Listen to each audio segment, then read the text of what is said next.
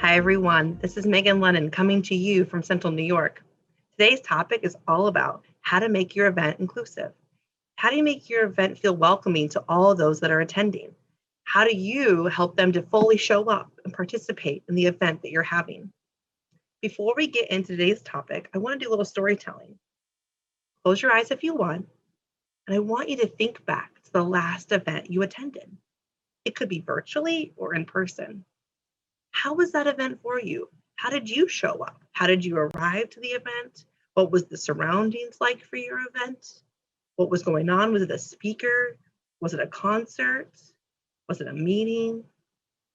Did you even have to think about how you showed up to the event? Or was it just every day, sort of, I got in my car, I got on the city bus, I got to my event, I participated, I could hear clearly, I could see fully, I understood what was happening in front of me, I understood the speaker. Maybe you didn't have any trouble at all. This presentation is all about helping you to think outside of your own lens. And for some of you, you might be aware of some of the challenges that it's like to attend events that are not accessible or inclusive. I have provided a checklist, while not exhaustive, will at least help your group to think through, how do I be more inclusive in my event planning? How do I think about some of the things that maybe I don't have to think about every day, but I want my members to feel included? I want the people who come to our events to show up, to be able to fully participate as who they are with dignity in whatever we're doing. What I want to do is walk you through the who, the what, the where, the when, and the why of event planning and making it inclusive. So before you even get started with an event, right? An inclusive event starts at the beginning and works all the way post the event. An inclusive event starts with thinking about and giving space and time to consider all of those who could be coming to your event. So who? Is it your members of an organization that you already know about? Is it people from the community? Could be a guest, could be anyone who wants to show up and participate, right? So you've got to think about the wide spectrum of those who could be coming to your event. And the easiest way and most efficient way to understand who will be coming and what their needs might be is asking on a registration form, asking at signups. Even when they come to the door, having an option of people able to disclose in a private way that they need some kind of form of accommodation. When you're asking on the registration form, it's the first way that a member or participant knows that you value inclusivity, that you value their input in the event and that they can show up fully in who they are. A couple things to think about the who part as well. So I want you to think about reasonable accommodations too. It may not be always feasible for you to do everything that's asked of you from somebody, but the fact is that you're asking and then following up with that individual to be able to say, we don't have the budget for an interpreter and we know you need one. So what could we do? Do you know of a resource in the community? Maybe one of your members knows someone that would donate their time to be an interpreter for them. It just depends. But going through that list when you ask them about what their accommodations might meet and say, no, we're going to try to meet you where you are and do the best we can. We're always learning and trying to explore more. You may have to think about the budgetary costs of some of these accommodations as well. So again, before your event even happens, thinking about who do you need to do to put in charge of this? Maybe there's a committee, right? So each time that you do one of your events, you would have a committee assigned to making sure it's inclusive, or maybe it's a member as part of your board who kind of always comes from this lens of how is the event? Is the event inclusive? And how can we continue as a group to work on this more and more and learn to do better? Who also includes maybe asking someone's pronouns, putting it on their registration form to be able to say preferred name, which really is their name, what name they'd like to be used, and then their pronoun, he, she, they. Just by asking that, it shows that you value, that you as a group honor that not everyone is assumed identity of he or she. So thinking about adding a place for their name and their pronouns so you can address them. Or when they show up to your table to check in, name tag that they can write on there. Maybe it's a label of a pen. They can pick up with their pronoun name so they can put it right on their name tag. So that as people are addressing them, they're using the pronoun that they use. You can also, for those that might not be so comfortable in a networking situation or more of an open setting where people are gathering or talking, you can use what's called a green, yellow, or red light system. And on the name tag, it could say green, I'm open for conversation, yellow, I'm a little more cautious, or red, I just am here just to observe and to not fully participate. There's different ways you can label those. But for individuals with maybe autism or with other needs, they may not always feel most comfortable. And it's nice for people to know how you want to engage. Not everyone likes a hug, right? Not everyone wants to be touched as well. So again, having those symbols or ways for people to identify themselves just helps to make your event more inclusive right from the beginning, and people able to really fully show up of who they are and what those identities represent to them. I want you to also think about that you're cared enough to ask, and that matters. You may not always get this 100%, or someone might say, oh, I wish you would have done this differently. You know what, next time we're going to consider that, right? So again, as we work through this process, I want you to think about the fact that you're just asking and that you're doing these things shows people that you care. Now what about your event, right? What are you doing at the event? Here's the thing. I hate a microphone, but I know that I need to use one. I'm a really loud speaker. The microphone really intimidates me, but it's important that I use a microphone because not everyone in the room may be able to hear me. And they might be able to hear me clear if I use the microphone. And you're not going to be able to see everyone who has either a hard of hearing disorder or who is deaf. You may not know. And it may not even be that someone needs or has that need all the time, but because the acoustics of the room or the presenter is just a soft, quieter speaker, that microphone helps for everyone to hear. And no one wants to be that person who's like, we can't hear you in the back. So help people by using a microphone and encouraging and kind of mandatory using a microphone whenever possible. It doesn't have to be a large system. It could be a microphone hooked up to a Bluetooth speaker, just something that gives more amplification to the speaker so everyone can hear and everyone can fully participate and not feel like that person who's having trouble has to say something, right? That you're just already thinking about that prior to. With your presentation or the speaker, and how do you access those materials? Can you use closed captioning on the videos or translation services as someone is speaking? How do you help prepare a presenter or a speaker saying, no, our organization really values inclusivity. And here are 5 things we love every speaker to take into consideration when they're presenting for our organization. Sometimes it's just enough of knowing when that speaker is done speaking and the transitions, and so the event just goes smoothly. So it just helps everyone know what's going on at your event. It's also really inclusive to use closed captioning because sometimes, whether it's an accent, it's the way someone speaks, it's just helpful for everyone in the room to be able to understand and to really get what they're there for, right? Is to hear that speaker, right? Is to understand and get the content that speaker is bringing to a setting. Now, it may not always be possible to have that, but when you can, try to use closed captioning. What about also making it inclusive to the language that we use during presentations? If your group is one that uses lots of acronyms or colloquialisms or sayings that are common to you or your country or your community, it may not be common for everyone. And it can be really hard to think about those things because it's just so normal place for us. So thinking about the acronyms maybe not being used or identifying those and speaking about those, put them on an agenda or materials as part of the presentation so people know what's coming and they can understand. Just think about if you're at a presentation and they're using this acronym over and over again, and you're constantly, what does that mean? You're not able to fully focus on the content being presented because you're thinking about the things that you don't know and would love to ask. So again, finding ways that you can sort of break down any opportunity for someone to not understand or again, fully be participant in your event. So we've done the who and we've done the what. What about the where? Making sure that the space that you're using is accessible is very important. I would show up to your event space a couple weeks out, if not even further out, to ensure that you know what it looks like. Even if you've used that space 100 times before, that one time you show up, there's a construction project happening next door, or the lighting is off a little bit. Did you know that a light that has a strobe could actually impact someone who has epilepsy or could have seizures? Or that loud construction noise may not bother you because you have 100% hearing. But for someone who's hard of hearing, or if the speaker is soft-spoken, you don't have a microphone prepared, and there's construction happening next door you weren't prepared for, now it takes away from your event.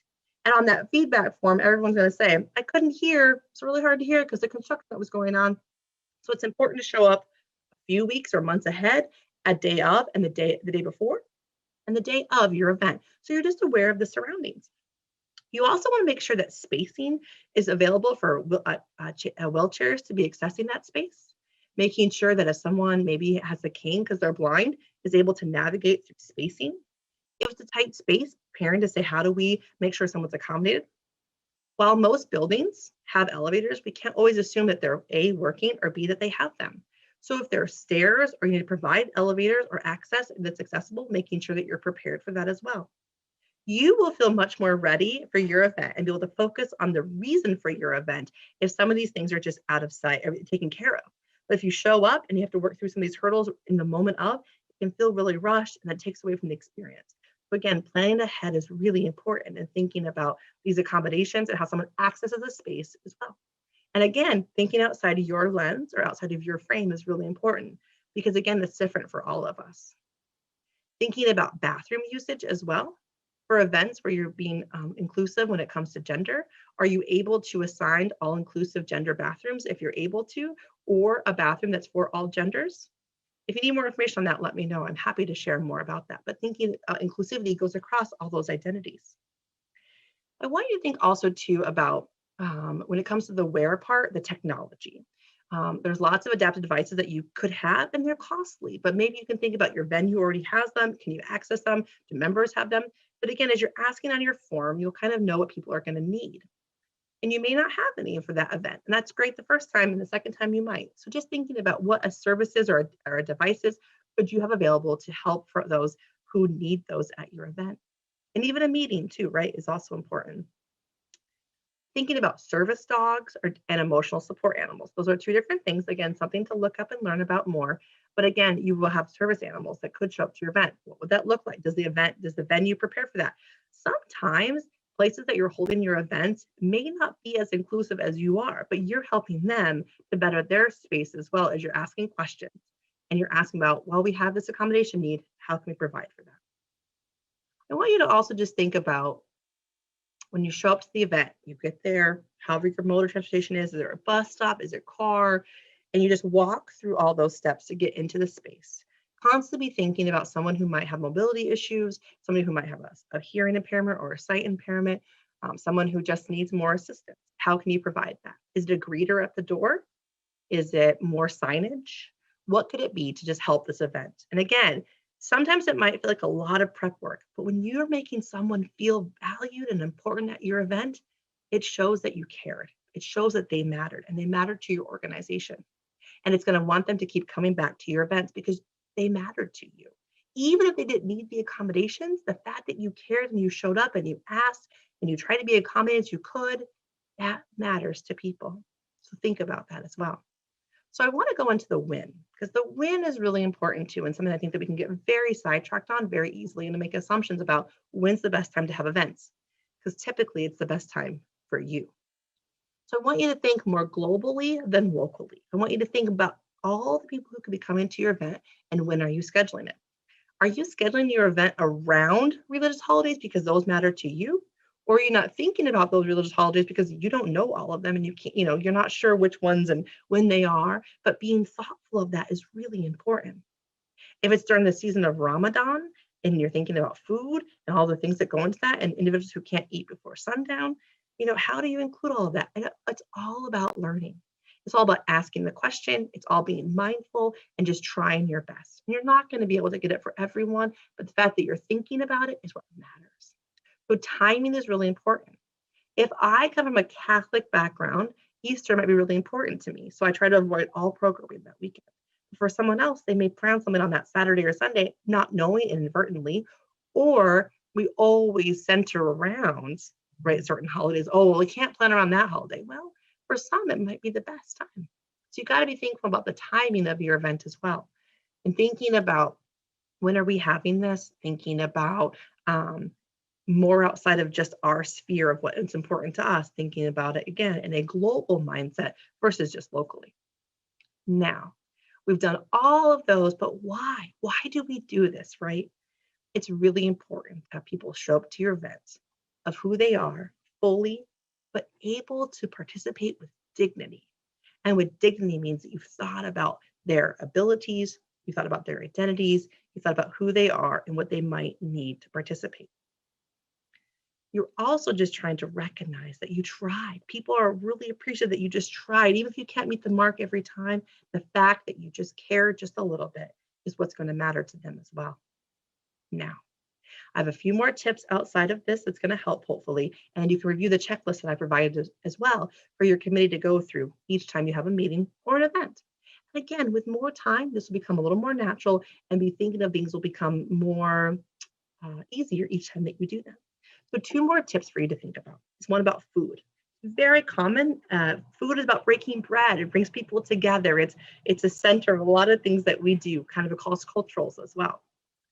And so in that breaking bread and having food at your event, you have to think about dietary needs, restrictions, labeling, things that help make the food not a detractor for some, because it's very easy. If I show up to an event and I'm lactose intolerant and you're having an ice cream sundae social, I can't participate. So while it may not bother me, like I'm not showing it, I I am bothered a little bit because everyone around me is enjoying their Sundays and I'm just sitting there with nothing in front of me. And then I have to explain, well, Megan, why aren't you having any ice cream? Well, I'm actually lactose intolerant. And it just, right. So again, for someone who has dietary needs, it's important that you include those. So asking is really important, right, in the beginning, or trying to think about if you're going to have certain foods, how can you think of other dietary ways, or are you able to have other ice cream that's lactose intolerant ice cream? Are you able to have desserts that they could benefit from and have with you? And maybe it's about, especially if someone's paying for that event and there's food included, you're going to want them to show up. So again, dietary restrictions are a little bit different than preferences. And while maybe you'd want to take into preferences when you can, you're really looking at dietary restrictions as your main thing. The other thing is labeling the food, whether it's you doing it or your vendor who you're buying the food from. Labeling food also helps people to understand what's in the foods. If you have a nut allergy or if you have a reaction to something like shrimp or a shellfish, whatever it may be, thinking about those things again so that your members or your participants can show up fully and not have to worry or be like, oh, what's in the food? Or again, have to ask the questions. Because for some people, they've had to do that for so long that wouldn't it just be nice when they show up to the event and everything is labeled, or you were asked what they needed and you were able to provide them with a gluten-free meal at the beginning, whatever it is. Thinking about food and why do you have food at the event is really important, because sometimes we don't need it, right? Because it's just, we've always just had that. But thinking if you're going to have it, what can you do to make it more inclusive when it comes to your food? And the last thing is a cost. Sometimes our events have a high cost factor. Sometimes your members of your groups want to order t-shirts or travel, and not everyone is able to do that. $100 to you or to someone in your group may not be that big of a deal, and they can do that. But for others, that $100 is paying a gas bill, paying rent, and that it's just an event that, it's a hardship for them to be able to keep providing money for these events, or a hardship for them to feel like they can have the same access or the same involvement level as all of your members. So think about if you're able to offer scholarships to programs that have a high cost. Can you get a sponsor in the community to say, we really want to make our event more inclusive? And so by your sponsorship, you'll be able to give out people to reduce ticket cost. Maybe you can do it by age or by group. Whatever you can do, you want to make this for all. You want to make people feel like they can come to your event and that cost will not be a barrier. Because there's other barriers that you may not be able to take away, but cost is probably one that you could help reduce. So people, again, can show up fully as who they are, no matter what, to your event. Because that's what matters. That's what you want them to do, right? You want people to participate fully and with dignity and not have to either A, take out of their other money that was for something else so they can show up and not make a big deal about it, or they just can't show up at all. And now they feel like they've left out, or are not part of the group because they couldn't go on that ski trip, or they couldn't buy the fancy t-shirt, or whatever it was. So again, just thinking about social economic status when it comes to your events is another way that you can show that you're inclusive and that you value this. Now, as I wrap up, I want you to do this exercise with me, okay? Go back to last event that we were just talking about in the beginning. What are 3 things that you could do to make that event more inclusive? Remember, how does an event feel to you when you walk in, and how can you give that experience to other people? Leaving the legacy right? That your event was one that was inclusive, you kept those things in mind, that you asked the question, is going to keep bringing people back to want to come to your events. Their child, for the first time, was able to participate in an event because you cared and you asked the right questions. You made them feel like they matter. Keep asking the question of how can we have our members, our community members, or our participants show up in a full way with dignity and participate 100% in our event or the best of our abilities. How do we live this value of inclusivity that we say we are through our events and our meetings? And remember, ask feedback, right? Keep asking the question. Do a deep dive with your members or the committee after an event to say, okay, what did we do well? And what can we do better next time to make this event more inclusive? Ask people who came. Again, the whole goal is to get people to fully show up and participate as who they are with dignity, and so that they keep coming back each time and feel welcome at your events and as part of your group. Take care. I hope you enjoyed the checklist that I made.